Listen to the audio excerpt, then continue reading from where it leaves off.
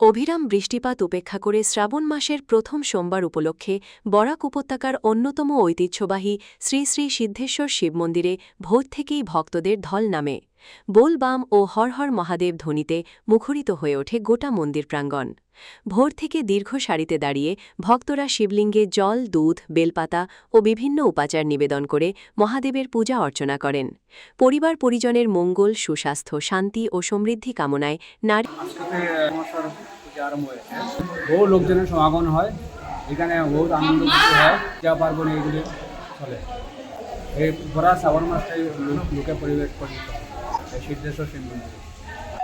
মন্দিরে খিচুড়ি বানানি হয়, মন্দিরে তো ভোগ প্রত্যেক নিত্য ভোগ হয়, কিন্তু আজকে প্রচুর পরিমাণে আয়োজন করা হয়ে আছে, যেহেতু ভক্তজন আসবে ওনাদের কমিটির সদস্যগণ। শ্রাবণ মাস বিশেষ করে শিবের মাস, শ্রাবণ মাস শিব পরিচালনা করা হয়। হ্যাঁ, শ্রাবণ মাসের আগে শাস্ত্র সম্বন্ধে বিভিন্ন ধারা নিয়েছে শিবের সঙ্গে সোমবার বলতে উমা এবং শিব সহ অবস্থান থাকে, যার কারণে শিবের জন্মেরা বা শ্রাবণ মাসের ভক্তজনদের সবাই তো আসে এই মন্দিরে। বিশেষ করে শ্রাবণ মাসে অনেক দূর দূর থেকে লোকজন আসেন, অনেক দূর দূর থেকে লোকজন আসেন পূজা দিতে।